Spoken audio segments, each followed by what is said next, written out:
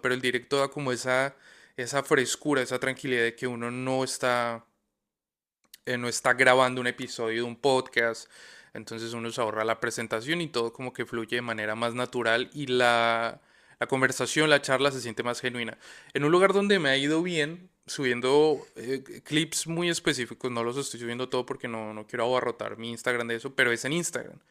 Entonces subo clips donde hablo de literatura, de escritores, de creatividad, de arte, de vivir del arte.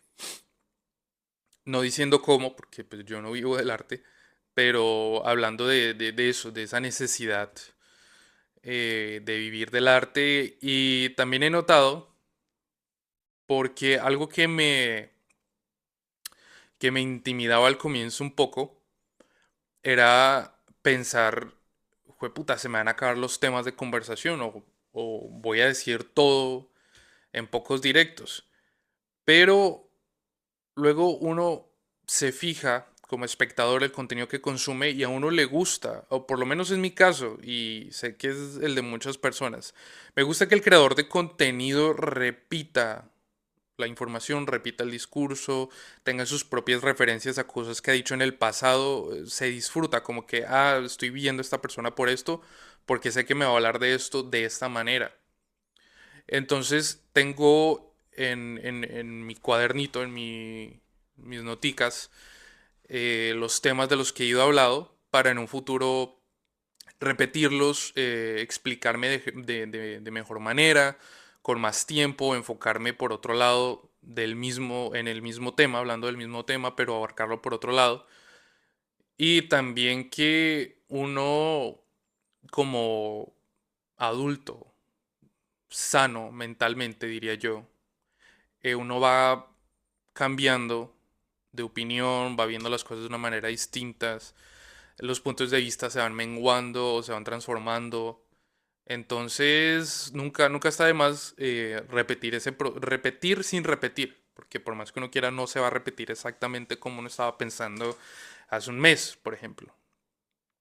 La persona o el adulto que se retroalimenta bien de información, de cultura popular, de arte, de opiniones, de interacciones, siempre está en constante cambio, evolución o involución en muchos casos, si se le quiere ver. Pero el pensamiento, la corriente de pensamiento siempre se está cambiando.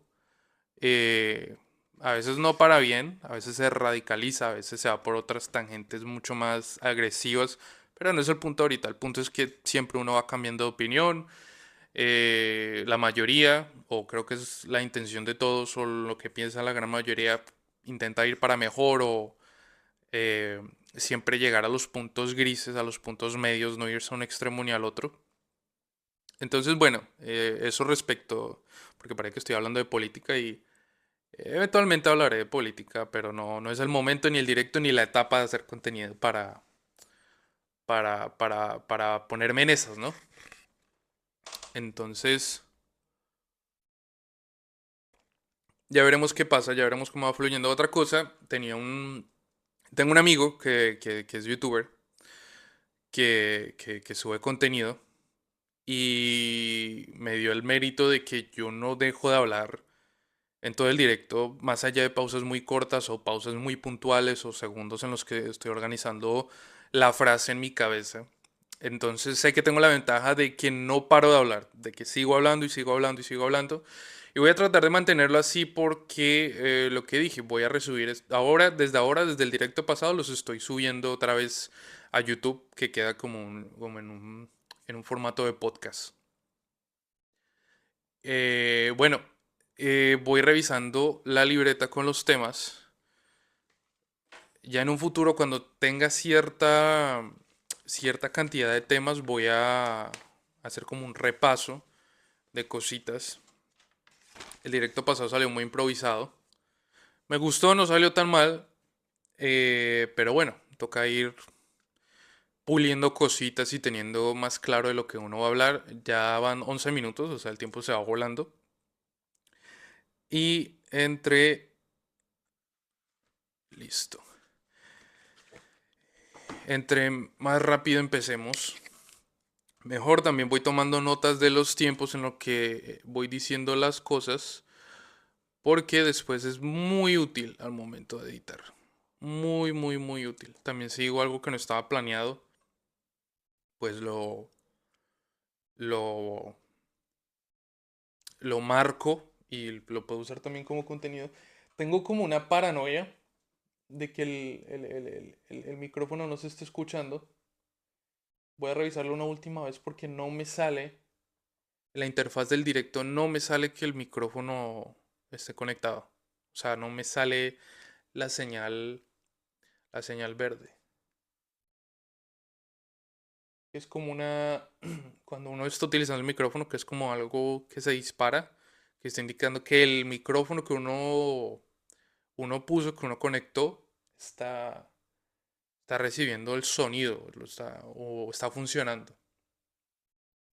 Entonces voy a revisar aquí rápido, sino que la laptop que tengo es una de las razones por las que grabo, por las que hago el directo desde el teléfono y edito desde el teléfono, porque mi laptop es una máquina de escribir, básicamente. O sea, no sirve para otra cosa, ni siquiera para moverme mucho por internet eh, o apurarla mucho. Si abro más de tres páginas le da fatiga y empieza a ir lentísimo. Y algo como la página de Kik, que tiene los directos en en la interfaz al comienzo, pues la ralentiza de inmediato. Entonces vamos a ver. No tengo tan cuidada la página de Kik, pues mi foto de perfil y eso, pero bueno, de momento la utilidad es crear el contenido, no tanto vivir o hacer directos, porque de lo que yo hablo no da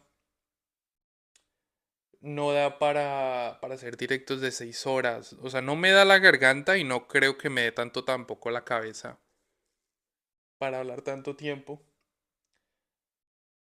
de lo mismo o sin repetirme o sin que suene monótono. Estamos viendo. Va a cargar en un momentico. Toma su tiempo. Pero bueno, ya voy teniendo, mientras tanto, mientras carga esto, voy pensando en el primer tema. Ya está cargando. Vamos viendo. Pongo el volumen. Probando.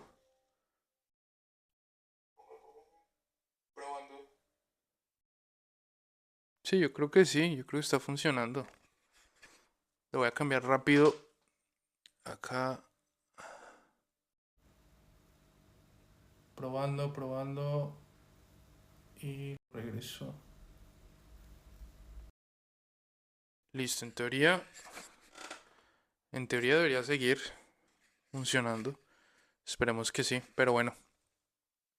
Eh, el primer tema, de lo primero que quería hablar el día de hoy, es algo que he aplicado durante esta semana, que me ha servido mucho para despejar la mente. Curiosamente estaba scrolleando en Instagram y el aire acondicionado creo que se apagó, no, sigue prendido, porque seguimos en verano, pero el aire acondicionado ya lo podemos usar, entonces le estoy dando, estoy sacando la mierda al aire acondicionado. Ya veremos cómo se paga la electricidad después, pero de momento, puta, tengo como un pelambre acá, porque normalmente yo todos los directos estoy usando la gorra, pero normalmente no uso gorra, entonces me es raro, pero bueno, lo uso para no enfocarme tanto en mi pelo. Bueno, lo del primer tema es algo que estuve viendo esta semana y me lo encontré en los reels de Instagram. Era un tipo, como un psicólogo, creo que era, pues estaba en inglés, no sé si, sí, creo que psicólogo, hablando mucho de cómo funciona la mente y del ruido, de que cuando uno usa mucho las redes, scrollea mucho, el ruido en la mente queda como un hueco, como un hueco, no, como un eco de la bulla, de los sonidos, de los reels, de la música, de todos los estímulos que hay en esas aplicaciones. Y que la mente, sobre todo cuando uno es escritor o es pintor o cineasta cualquier cosa relacionada con el arte, eh, esas cositas, esos ruidos, esos algoritmos dañan mucho el silencio que uno necesita en la cabeza por largos ratos para fermentar de una manera más productiva ciertas emociones o ciertas ideas. Pero es que creo que se...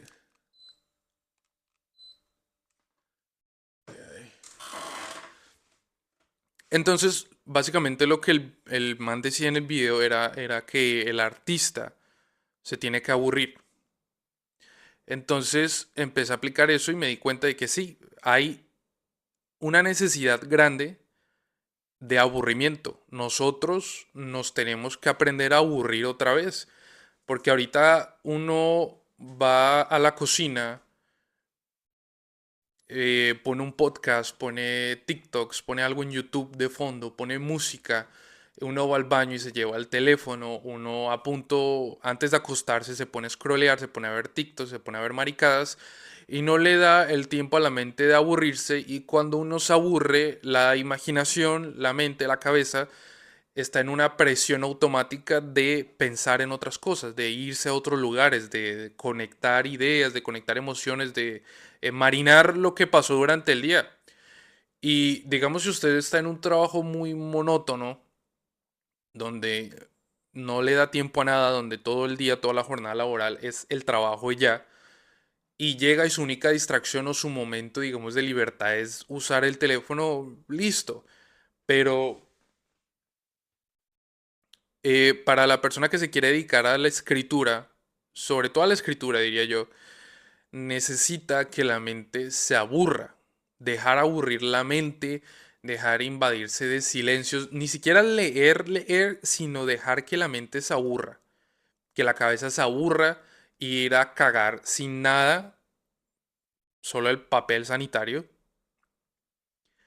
lavar los platos sin nada de fondo y hacer una tarea de pronto un poco en modo automático y dejar que la cabeza se aburra. Y empecé a hacer eso esta semana. El teléfono lo dejé solo para la noche, para responder cosas, para ver uno que otro video, distraerme un rato, reírme o ver cositas respecto a, no sé, escritores, entrevistas, vainas que a mí me gustan, que es lo que yo sigo, que es el contenido que consumo normalmente. Pero durante el día, más allá de conversaciones necesarias en WhatsApp, prohibí el uso del teléfono. Entonces me he sentado frente al escritorio tomando café, mirando por la ventana o mirando a la nada, ir al baño sin nada, con mis pensamientos, con mi cabeza, y ha ayudado mucho, porque esta semana he conectado mucho más, estaba como en un bloqueo. No me gusta usar mucho los términos de bloqueo de escritor y bloqueo de lector, para mí son excusas un poquito mediocres. Rifka. Son un poquito excusas que se ponen. Entonces, pero sí andaba con un disgusto por escribir o por lo que estaba saliendo de mis manos o por lo que estaba haciendo. Y me sentía, sin saberlo, luego lo entendí, esta semana lo he entendido, muy saturado en mi cabeza, con metas, con llenarme de cierta expectativa a lo que hay que lograr o lo que toca hacer. Y cuando uno se permite aburrir, de por sí yo no uso ni Facebook, ni TikTok, ni nada de esa vuelta. Lo único que tengo es Instagram, que de por sí ya es bastante, considero yo. Y también tengo mis ratos en los que soy muy adicto al teléfono, que me distraigo, me pongo a ver cosas que me dan risa, que me parecen interesantes, que mi mente toma como algo productivo que está alimentando mi imaginación de una u otra manera. Al final del día es simplemente la mente justificando la adicción, que es como las adicciones funcionan. Pero esta semana fue más drástico y me permití esos momentos de silencio, estas pausas, estos aburrimientos, pasear al perro, tomarme más tiempo paseando al perro y me ayudó a enfocar otra vez la mente en apreciar las cosas mínimas y no apreciarlas de, ay, estoy agradecido por mi vida, ni nada de esas huevonadas, que si uno lo está bien, maravilloso, no lo estoy criticando, pero no es por donde estoy llevando la conversación, sino que el apreciar los momentos inconclusos, apreciar solo la acción, conectar ideas, conectar más fácil recuerdos y por pura piquiña, la piquiña de escribir se volvió más agresiva y escribí, por ejemplo, ayer varios poemas, retomé la escritura de la novela que estoy haciendo, que le había dado una pausa porque estaba escribiendo unos cuentos, también puta, para ejercitar la escritura y no enfocar todo en el libro, sino mantener como una práctica de pequeñas conclusiones a la par, pero retomé otra vez la escritura, que tenía varios días sin retomar la novela, sin enfocarme en la novela y me ayudó a conectar otras ideas. Y ha sido muy útil, ha sido muy bonito. Voy a hacer todo lo posible por mantenerlo así, por mantener el uso de ocio del teléfono marcado durante el día de este ratico antes de dormir o ya en la noche. Después de haber terminado lo que yo quería, lo voy a enfocar en esto. En mero ocio, distracción, consumo de algoritmo, como se le quiera llamar, pero va a ser enfocado en eso. Y al comienzo del día me estoy llevando es el libro al baño, no me estoy llevando nada, estoy cocinando, estoy lavando los platos sin nada de fondo, cero, solo yo y el perro por ahí y mi esposa en la sala a veces. Entonces, eso, recomendarles que se aburran, que cuando tengan ese impulso o uno ya lo hace por inercia muchas veces de agarrar el teléfono cuando se va a algún lado o cuando se va a mover o agarrarlo y ya porque sintió un momentico que la mente estaba muy aburrida y le da como una necesidad de, de, de, de, de estímulo, de desaburrirse, de escuchar algo, de que se le distraiga la mente, trate, haga el ejercicio de detenerse y decir, oiga, ¿y si me aburro? ¿Y si me quedo un momentico con mis pensamientos? ¿O con lo que acabo de hacer? ¿O con lo que acaba de pasar? ¿O cómo ha ido el día? Y lo dejo marinar un poquito en silencio. Es muy útil. Si usted es un artista, si usted es un escritor, incluso si...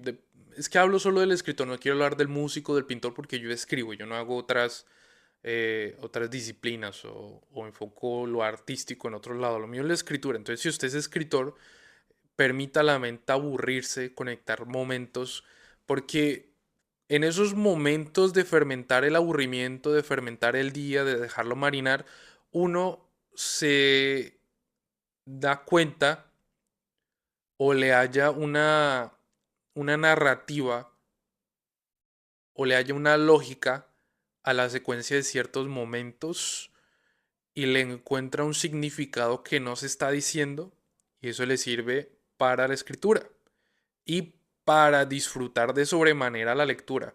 Porque algo que yo de por sí amo leer, me encanta, me fascina, para mí es lo mejor del mundo, para mí no hay nada mejor que llevarse un libro a un viaje en carro o en tren o al baño o leer, sentarse y leer y ya. Pero esos momentos de aburrirse sin leer y tener esos silencios, cuando agarro un libro otra vez, me entra un disfrute por cada frase, un enfoque muy delgado, muy fino en la frase, en la emoción, en la acción, que me quiero llenar de libros. Y algo que me pasó esta semana es que esta semana empecé 4 libros a la vez. Ya lo hacía antes, ¿verdad? Por pura gula de lectura, pero lo hacía era más por un afán de tengo que leer más, como soy escritor, tengo que leer más, tengo que leer más. Y no, esta semana tenía mucho tiempo que no lo hacía. Normalmente me leo 2 libros a la vez, uno de cuentos y una novela o poemas, un poemario, pero esta semana fue de que necesitaba leer más y leo un ratico este y luego leo un ratico este. Me puse a leer Bueno, ya tengo un rato leyendo los cuentos de Hemingway, por ejemplo. Lo adelanté muchísimo, iba comenzando y ya voy por la mitad. Me empecé a leer otra vez el Aleph de Borges, ya pues es cortico, lo voy por la mitad, sino que yo siento que los cuentos de Borges hay que dejarlos dilatar, hay que dejarlos eh, que no se pueden leer uno tras de otro. Se puede intentar, y sobre todo si uno ya ha leído el libro varias veces, pero lo que yo recomiendo al leer a Borges es dejar el cuento, dejarlo pensando, porque si usted lee bien a Borges, cada cuento lo deja usted atolondrado, por lo menos del Aleph. Estoy releyendo el Aleph. Compré este libro. Bueno, no, me lo compró mi esposa. Lo escogí al azar. Había varios libros de anagrama porque yo vivo en Breslavia y hay una sola librería española y trae libros de Barcelona y trajo una colección de anagrama. Entonces escogí una escritora que no conocía porque quiero leer más mujeres y porque quiero leer escritores que no conozco, darles esa oportunidad. Y agarré este de María Gainza de Un puñado de flechas, que es como una periodista eh, que era una especie de analista o criticaba pinturas, obras de arte y cuestiones así de cine. Y la tipa hizo una recopilación de cuentos y los cuentos están enfocados mucho en su vida y en su relación con el arte, la pintura y el cine. Buenísimo, buenísimo, buenísimo. Me fascinó. Ya también voy casi por la mitad. Y me empecé a leer este regalo de Navidad que me dieron esta Navidad pasada, que es Los Errantes de Olga Tokarczuk. Bellísima, lo estoy comenzando apenas. Pero mi punto es que gracias a estos espacios de silencio me entró ese arranque de necesito, estoy disfrutando muchísimo de la frase, de la poesía, de la narrativa, las pausas, las acciones. Algo que me lo mostró es que me empecé hoy, entre ayer y hoy, me leí dos cuentos de Hemingway que son una continuación. Son dos cuentos largos y el segundo, la secuela del primero, de un man yendo a pescar y ya. Y cada acción, cada rutina del tipo pescando, cómo ve las cosas, en lo que se enfoca, en por qué no hace ciertas cosas, es de un disfrute, de un éxtasis muy bonito. Me da como una plenitud en el cuerpo y en la mente muy satisfactoria y le da a usted esa ventana o esa herramienta de enfoque de disfrutar las cositas del día a día. Y en una vida como esta, llena de estímulos, de subidones y de bajones emocionales, económicos, el tratar, el hacer lo posible y el darse el gusto de disfrutar las pequeñas cosas, de encontrar fascinante todo en su entorno, por lo menos como escritor, es muy placentero y es un ejercicio, no es que usted se despierta en un estado donde ya está ocurriendo, no, sino que es un ejercicio de empezar el día y mentalizarse en esa rutina y empezar a hacerlo. Entonces, bueno, era de lo primero que quería hablar hoy, de la necesidad, es así, la necesidad de aburrirse, de los momentos de silencio, de usted acaba de ir al supermercado y dejar la ida al supermercado y pensar en la ida al supermercado o en la agarrada de transporte público para llegar al trabajo y dejar a su mente un poquito pensar en lo que pasó, en lo que de pronto de lo que de pronto no se percató en el momento y ya en el después ya lo piensa mejor o lo analiza mejor o se permite ver más detalles o enfocarse en detalles que la mayoría de la gente no ve o no aprecia. No digo que esto lo haga usted más inteligente, ni más sabio, ni nada. De pronto le puede dar una pausa más sana para pensar mejor, con más claridad o con una pausa necesaria antes de actuar o de decir algo. Pero es como una sugerencia, ¿no? De algo que me está sirviendo para la escritura y para el disfrute del día a día. Pero tampoco soy yo alguien para juzgar caiga en sus algoritmos y en que necesite ver algo en YouTube. Y bueno, yo también lo hago de rato. Yo no estoy diciendo aquí que soy un monje desconectado de la tecnología o que soy Christopher Nolan, que tengo a un asistente que me está respondiendo todo y yo soy súper desconectado de la tecnología. Yo también tengo mis cositas. Así como estaba leyendo y dándome mis momentos de silencio, estaba, estoy anotando, estaba viéndome un video de YouTube de 30 minutos de por qué el tercer Hokage de Naruto era un imbécil. Entonces, bueno, uno también ve sus huevonadas, ¿no? Voy a...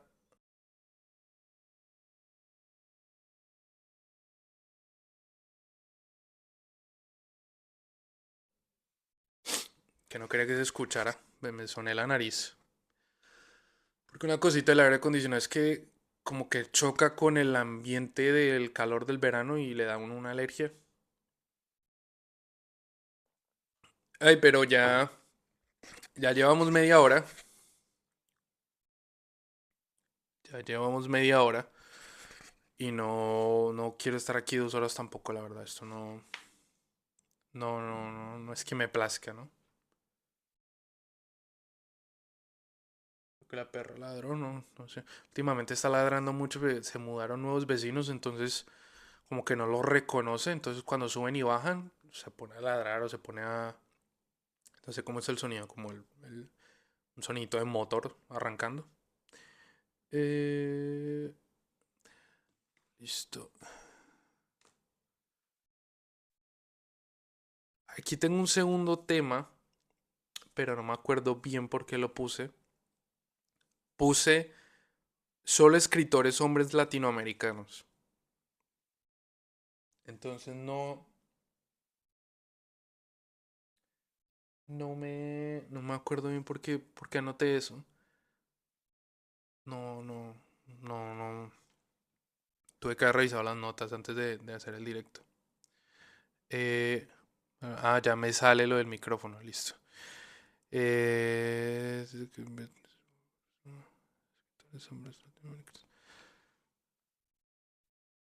bueno, ya creo que me acuerdo, pero todavía no he cuajado bien la idea, entonces me voy a ir por el tercer tema.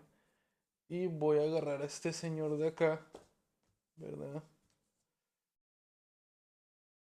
Bueno, este señor de acá, esta Biblia, este bloque que dice de bolsillo, que yo creo que es un chiste de la editorial para hacer este hijueputa bloque, es David Foster Wallace, La broma infinita. No me he leído La broma infinita, este libro es uno de los proyectos de este año. Me he leído los cuentos de Foster Wallace, ensayos de Foster Wallace y entrevistas de Foster Wallace, más no me he leído esta novela. Pero la tengo aquí porque me gusta la portada y solo tenerlo cerca me inspira o me llena como de una energía. Lo que sí he hecho es abrirlo al azar y leerme párrafos o páginas. Y tengo un excite por leer el libro ya, pero me estoy dando a mí mismo como alimentando esa hambre de leerlo. Bueno, el punto.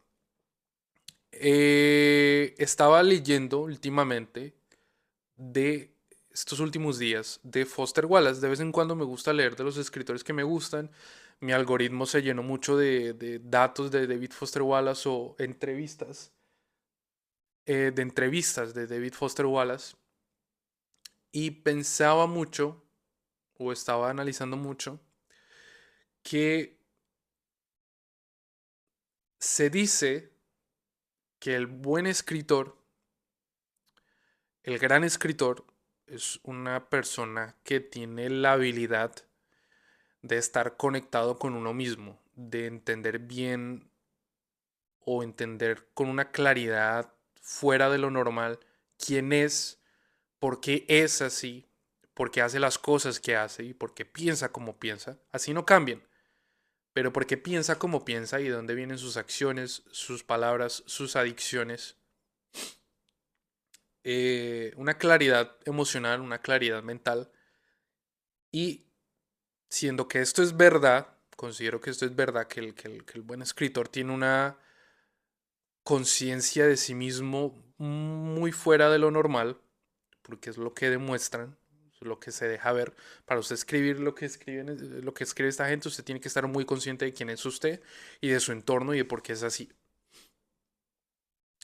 Pero viendo a David Foster Wallace, me di cuenta o me he fijado o mi ojo se fue a ese problema y es que debido a este pensamiento o a esta verdad de que el escritor es muy consciente de, de quién es, de lo que hace, que se detiene a pensar en lo que ha hecho, en lo que va a hacer, se tiene esta idea de escritores principiantes y de gente que solo lee, de que el escritor es un pozo de sabiduría y de entendimiento, de neutralidad, casi divino. No sé si me explico. Se tiene la noción, muchas personas, de que el escritor es una persona que está más allá del entendimiento normal de la razón y que sabe ver, digamos, un panorama completo. Y como tiene esa conciencia sobre sí mismo, le permite tener una neutralidad más sabia. Y esto es mentira.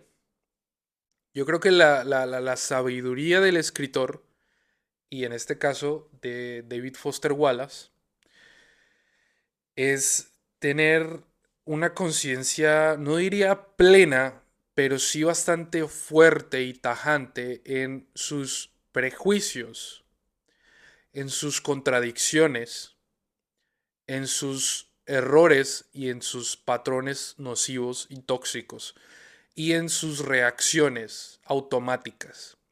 Que sea consciente de esto, no que tenga las herramientas para solucionarlas, no que sea este ser lleno de sabiduría que, que sabe cómo lidiar esos choques, esas contradicciones en su mente, esas reacciones, esos prejuicios, sino que es meramente consciente de que las tiene. Más allá de si las intenta medir, si las intenta cambiar, eso ya es otra cosa. Pero el que es consciente de sus errores, de sus malas costumbres, de sus prejuicios, del rechazo que algo le puede generar y por qué se lo genera, es parte de la sabiduría del escritor, no un nivel de divinidad, de entendimiento y de inteligencia absoluta, sino es la conciencia de sí mismo, la conciencia de lo que a usted le genera su prejuicio, la conciencia en la manera tan específica en la que a usted lo criaron. Ese es el escritor y ese es David Foster Wallace. Porque a David Foster Wallace, la cosa con David Foster Wallace es que se le ha puesto en este pedestal, yo también, de los grandes escritores estadounidenses como Hemingway, eh, como Edgar Allan Poe, en este Olimpo de grandes escritores, pero que es un escritor moderno, que murió en el 2008 apenas, y muy joven, a sus 40 y pico años, el man se suicidó. Y que por estar en ese pedestal y ser un escritor moderno, su imagen se ha endiosificado un poco. Y también hay personas que indagan más y descubren los problemas que tuvo David Foster Wallace de adicción a la pornografía, a la tecnología, a la marihuana, y que era un man muy misógino, muy machista. Pero por ejemplo, en el 2017 que hubo este escándalo del Me Too, donde un poco de manes salieron denunciados por agresiones sexuales y demás, que se destapó esa olla, parte de esa olla, David Foster Wallace salió salpicado, ya muerto. Salió la exnovia del 90 y pico a decir que el man la gritaba mucho y que un día en un viaje de carretera se pelearon, el man paró el carro y le dijo que se bajara del carro, o como que la empujó del carro y la dejó botada a media avenida. Entonces hubo como este intento de cancelación de David Foster Wallace, pero el man posterior a eso escribe mucho de esta perspectiva, de este hombre tóxico, de este hombre iracundo, de este hombre con problemas, con una crianza tosca, con problemas emocionales atascados en su manera de ver el mundo. Y eso se ve muy claramente en su libro de cuentos de entrevistas breves con hombres repulsivos, que cada cuento, el 90% de los cuentos habla de la perspectiva, o es narrado desde la perspectiva de un hombre atroz o de un hombre muy paila, o se habla de un hombre muy paila, pero no lo habla como, ay, qué malo es este tipo, sino son acciones que están mezcladas en el día a día, que uno tiene normalizada, o charlas, pero cuando se enfoca solamente eso en la página, en el cuento, uno dice, mierda, eso está muy jodido. Y mucha gente piensa que en ese cuento da como la crítica o da la voz de que estoy en desacuerdo con esto, o que el man eh, trataba de hacer como una denuncia a través de los cuentos. Y en parte sí, pero si uno sabe más de Foster Wallace, se da cuenta que esas cosas horribles, esas conversaciones horribles, esos pensamientos vienen de la cabeza de David Foster Wallace, que son pensamientos que él ha tenido y que es consciente de lo malo, de lo negativo y de lo tóxico de esas maneras de pensar que se ven en ese libro.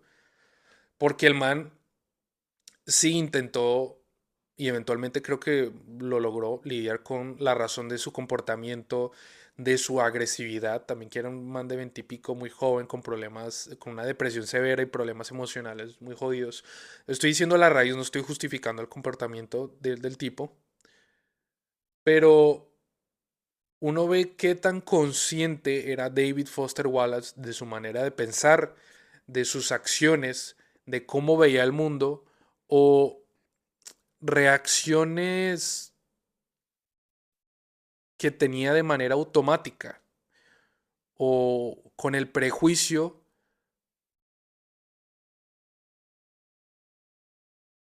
con el que recibía o afrontaba ciertos temas o ciertas conversaciones. Y es el man siendo consciente de eso, de su manera de pensar y utilizándolo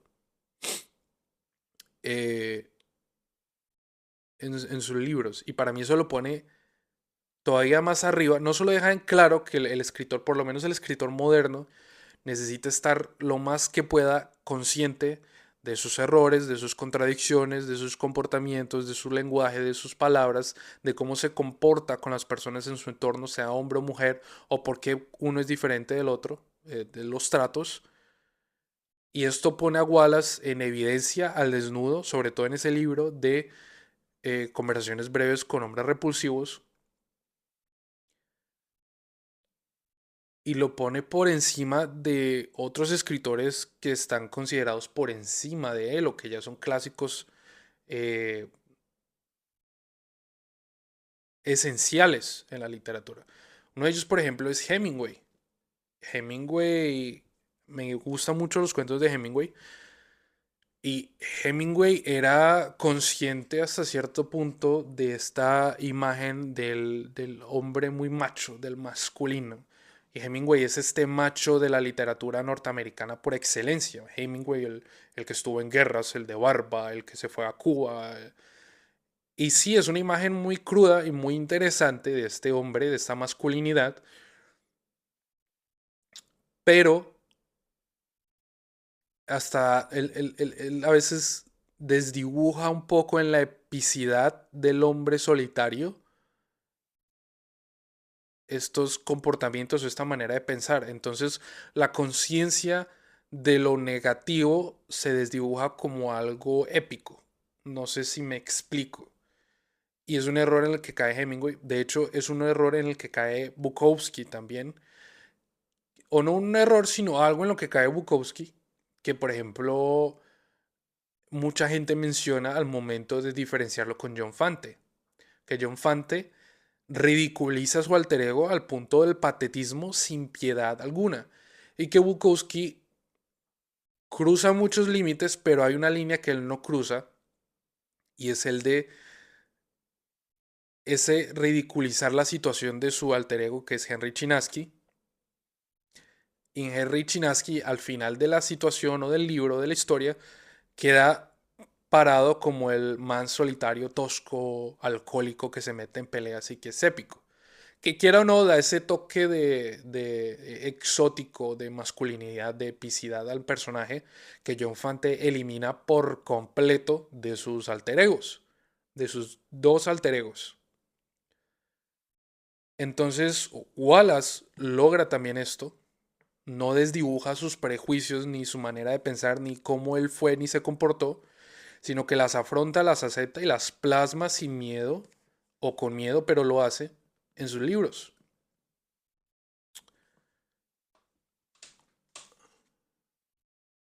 Entonces, al final del día, estos escritores que se desdibujan un poco hacia la epicidad o se dejan bien parados de una u otra manera, como lo fue Gabriel García Márquez, como lo fue Vargas Llosa, como lo fue Hemingway, y esto es básicamente en escritores hombres,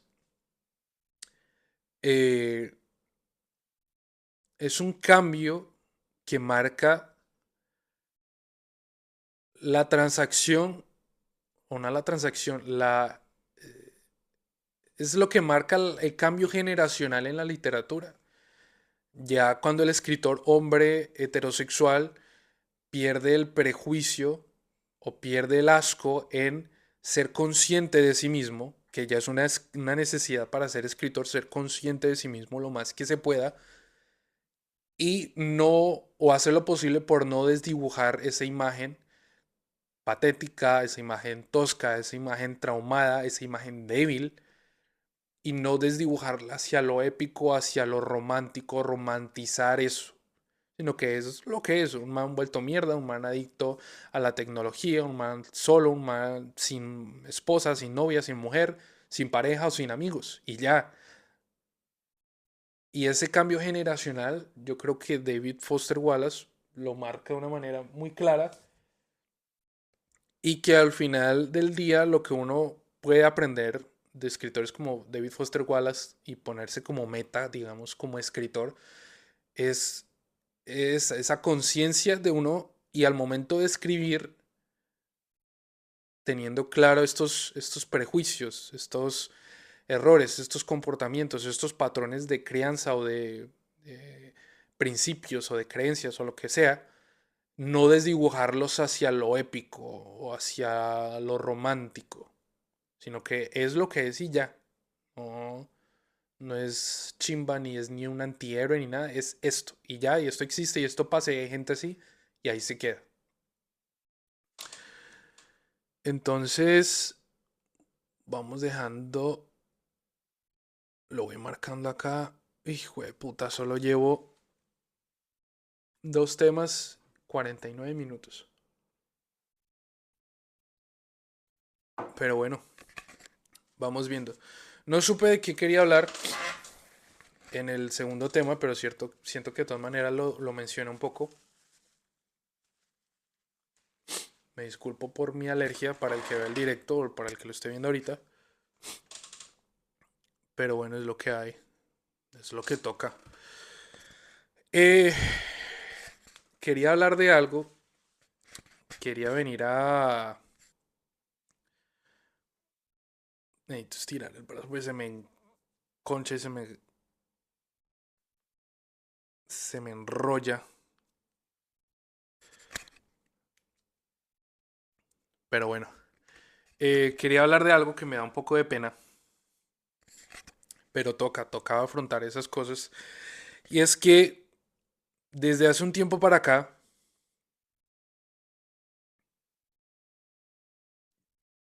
yo vengo desmeritando o poniendo en segundo plano los libros de género.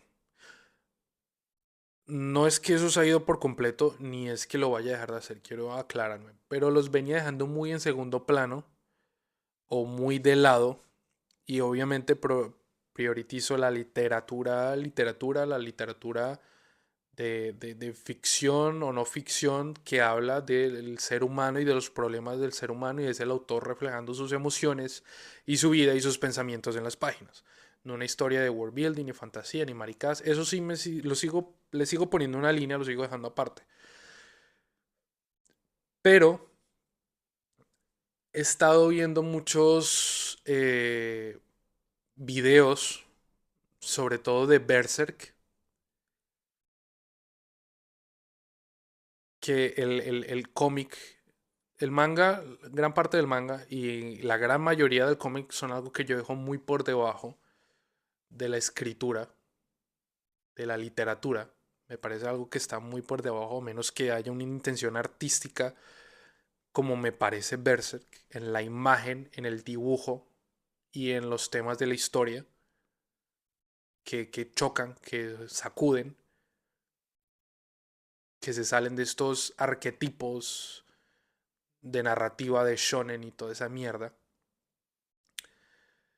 Y bueno, que me estaba metiendo mucho desde el comienzo con libros de género, pero he estado viendo esta conexión estos últimos días más humana, más aterrizada, principalmente, esto, aquí la fantasía está por fuera para mí, esto no lo estoy metiendo ni historias hot, spicy, nada de esa puta mierda, pero he estado conectando mucho la ciencia ficción. Y la ciencia ficción es algo que me ha tentado desde pequeño. Las primeras historias en las que yo pensaba, o en las que medio escribí, eran historias de ciencia ficción. Pero ahorita en la literatura no estaba viendo cómo eso conecta o cómo ponerlo, por lo menos en habla hispana, con el concepto que yo tengo de literatura. Porque parece que está muy marcado ese muro, ¿verdad? De literatura de género y literatura. Libros de género y literatura. También porque no tenemos esta base cultural de escribir de estas cosas. En Latinoamérica muy pocas esporas por ahí como la invención de Morel, como el cómic este de este cómic argentino que es muy famoso, que es de ciencia ficción, ahorita no me acuerdo el nombre, no lo estoy menospreciando ni nada, sé la importancia que tiene y algún día lo leeré. Pero bueno, el que entienda el tema sabe qué cómic argentino estoy hablando.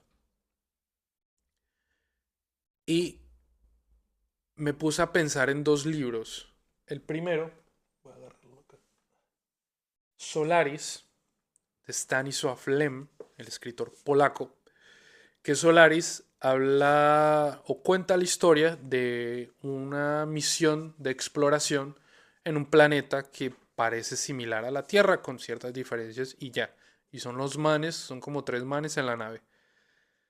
Pero cuando uno termina el libro, le queda esta sensación de incertidumbre, de cuando uno cuaja bien todo lo que le dijo el libro, uno se queda pensando es en el duelo, en la depresión, en el suicidio, en la lucha con la pérdida de un ser querido o de un amor, con la soledad absoluta y con la incertidumbre de un nuevo mundo, contado a través de una historia de ciencia ficción.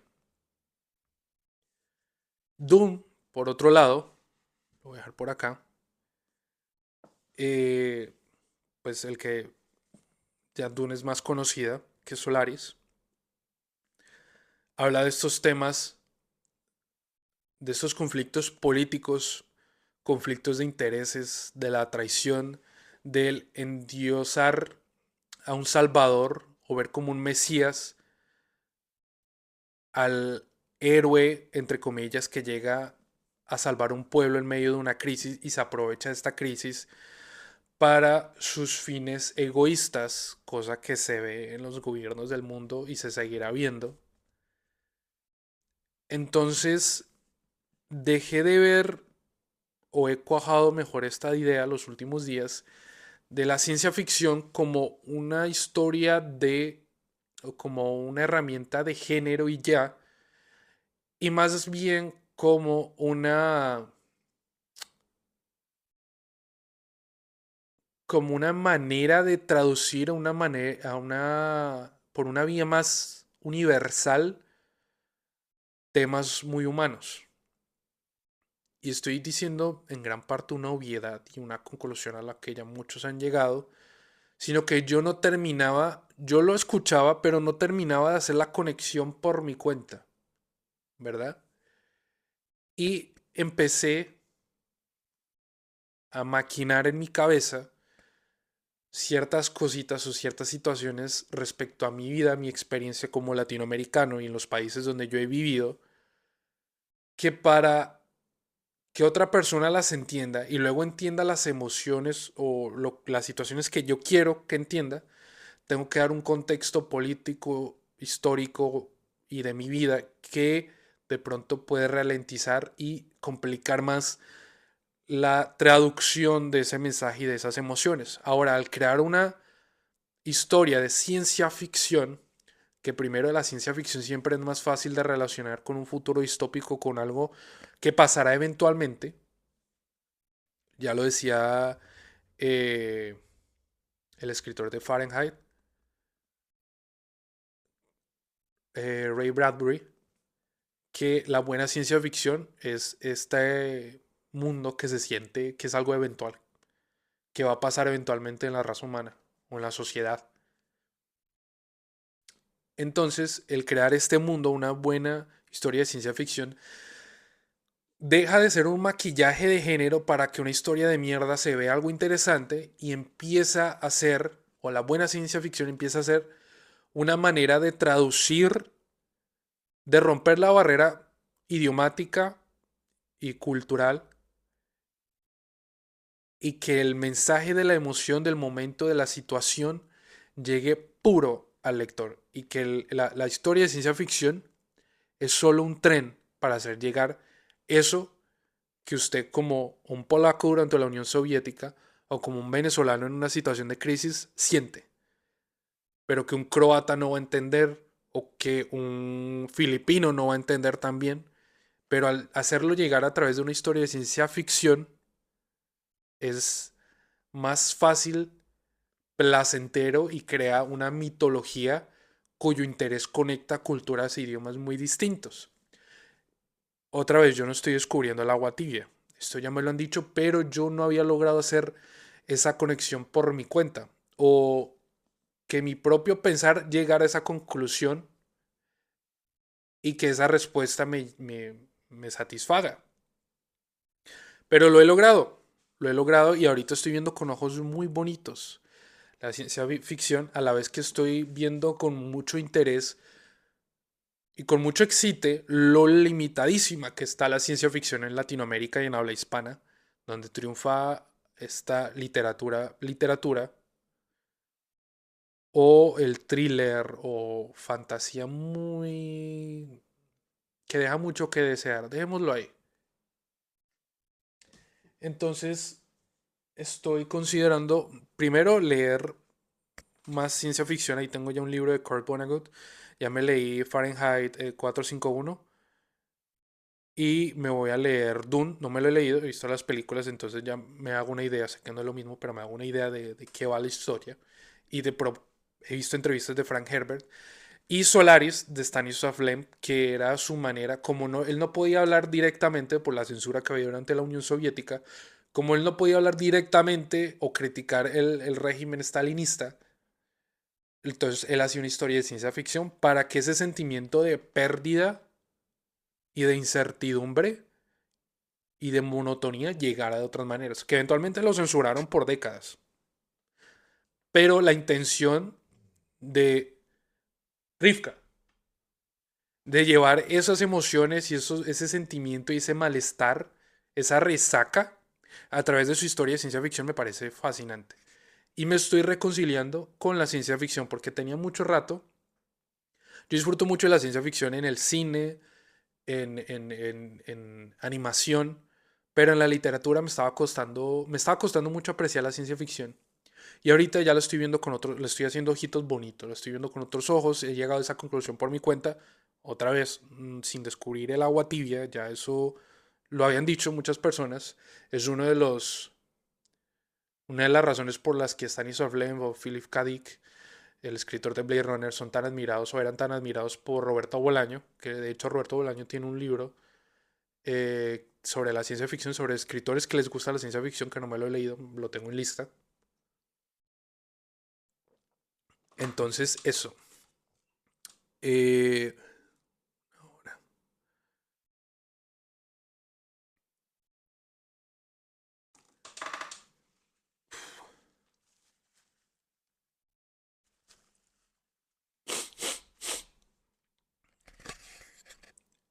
bueno, eso, que estaba viendo la ciencia ficción con ojos más bonitos y viendo por dónde me le meto a la ciencia ficción en un futuro.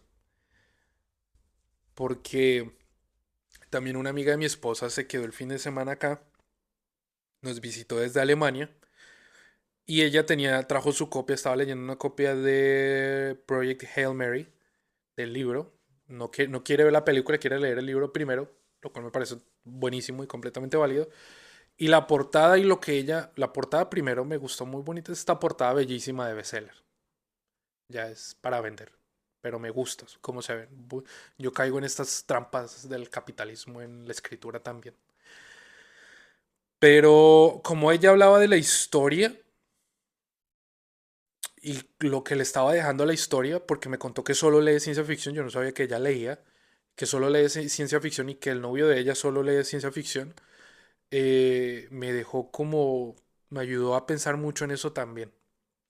Entonces, bueno, ya veremos.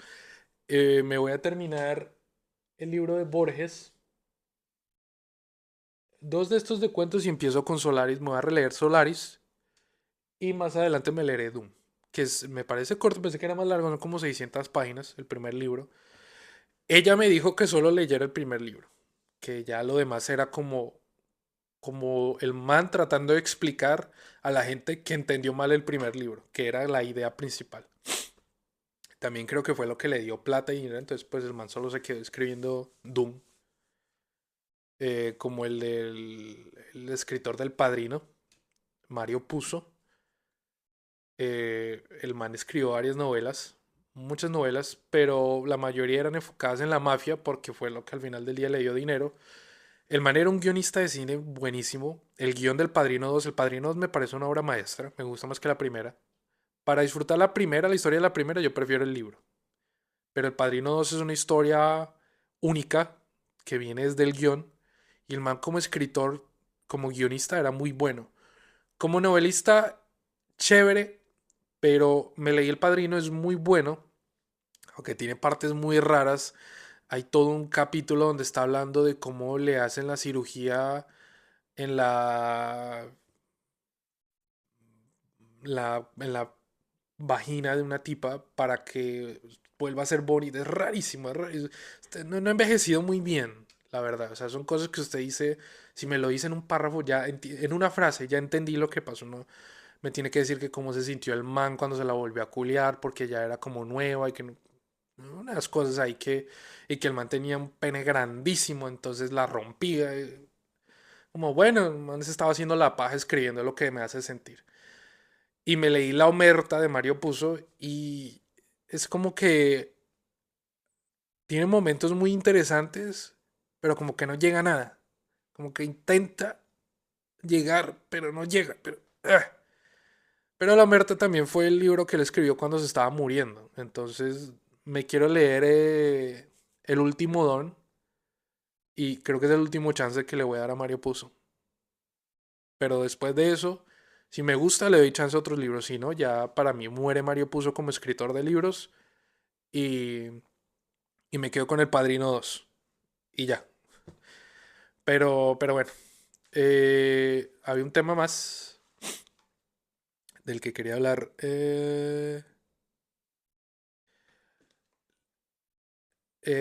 Bueno, es un tema complejo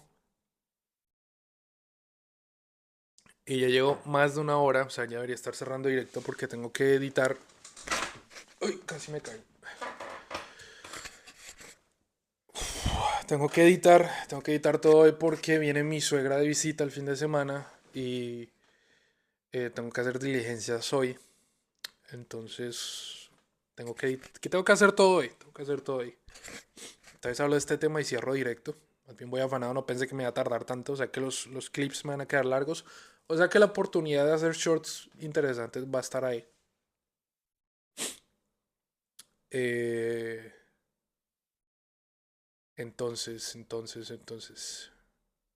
Es que estoy pensando también en cómo. Porque me gustan algunas cosas que dije para los shorts. Ya veremos. Bueno, algo que quería hablar es que. eh, Uy, perdón, disculpen.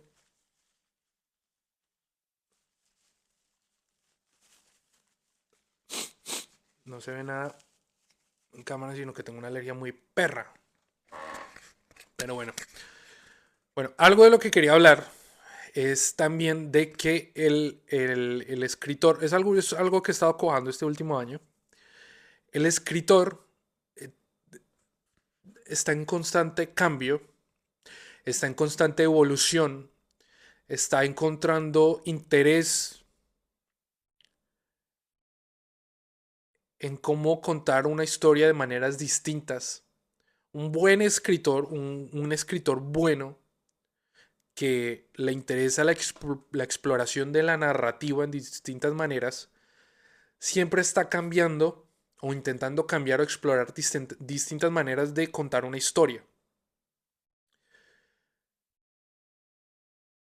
Por eso es una de las razones por las que a veces mi respeto por los escritores de género se pierden porque se repiten, hacen una fórmula y se repiten y se repiten y se repiten y se repiten y se repiten. Sobre todo el escritor del thriller, Agatha Christie hubo una sola, pero el escritor de thriller se me vuelve muy tedioso.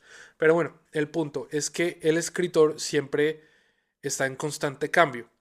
Menciono esto porque antes de empezar a escribir y cuando empecé a escribir, sobre todo el primer año, hace ya varios años,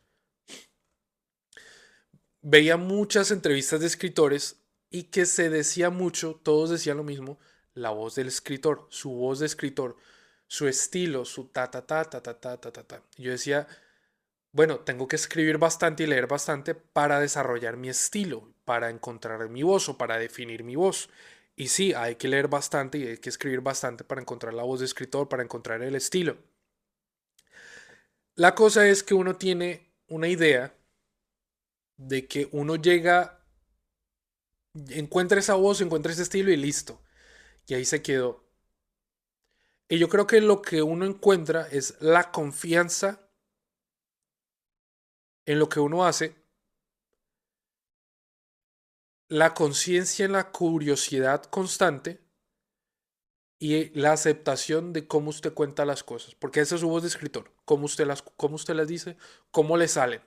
No recorrigiendo y cambiando. Es como usted le sale. Ya si usted lo quiere cambiar constantemente, ya es otra cosa. Será parte de su estilo, pero su voz de escritor es como usted ve el mundo y cómo le sale a la primera. Usted acepta eso, pero no llega a esta conclusión absoluta, mm, esta cima de la montaña de ya encontré mi voz, ya encontré mi estilo, ya tengo mi confianza y ya, y aquí llegamos. Y de aquí para arriba es todo éxitos y novelas y ya.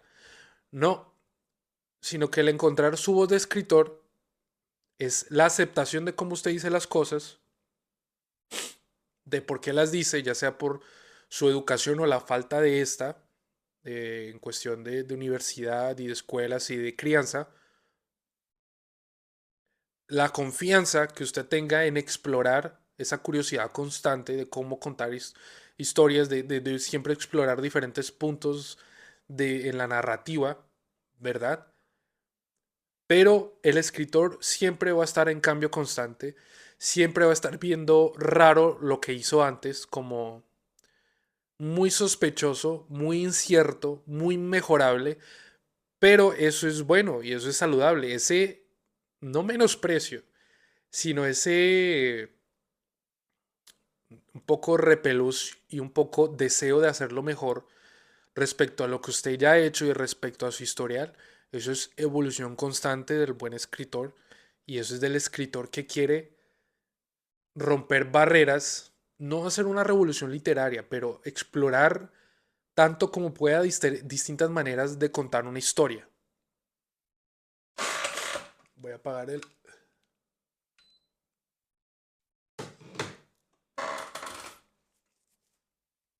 Y ese cambio, esa curiosidad constante es lo que lo mantiene como escritor vivo. Es lo que a usted le da el impulso de mantener ese sexto sentido activo, ese oído, ese ojo, de percibir momentos, emociones que lo pueden llevar a una manera muy específica o una perspectiva muy especial para usted para contar una historia.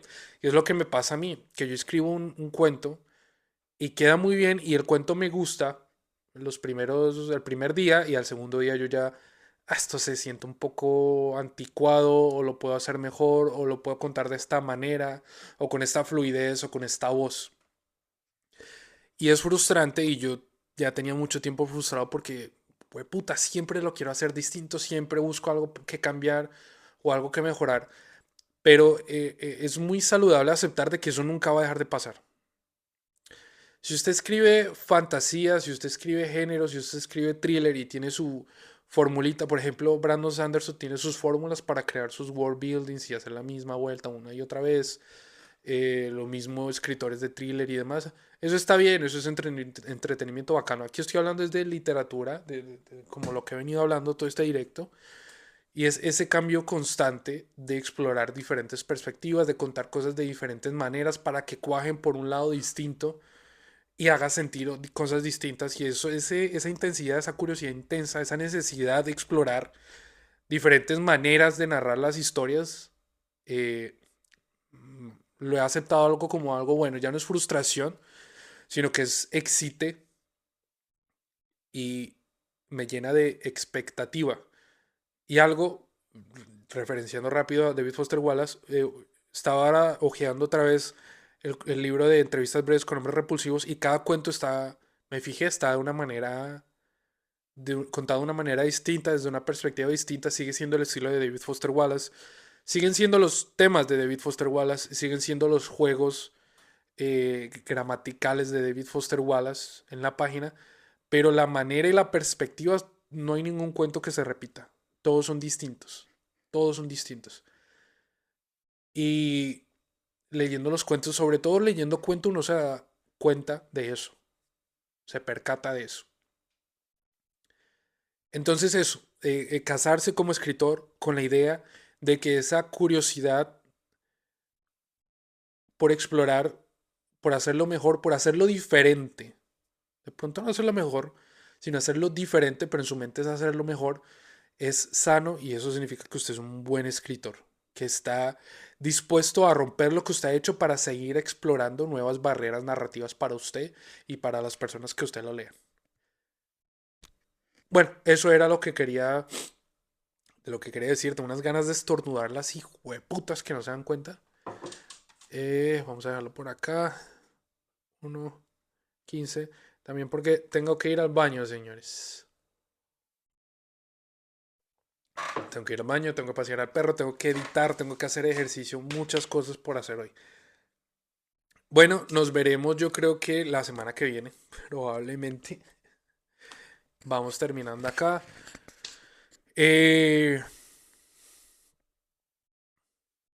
y ya, eso sería todo. Veo que dos personas están conectadas y siguen escuchando. Si están ahí, muchas gracias por ver el directo. Les recomiendo que se vayan a YouTube si quieren ver los clips de los directos pasados. Lo mismo, Harry Rosado, mi nombre. Y nos veremos en una semana. Nos veremos en otra ocasión. No sé si usted está viendo esto en YouTube, bienvenido y disfrute de los otros videos. Deje un comentario y diga alguna mierda. Y ya, nos veremos. Hasta luego.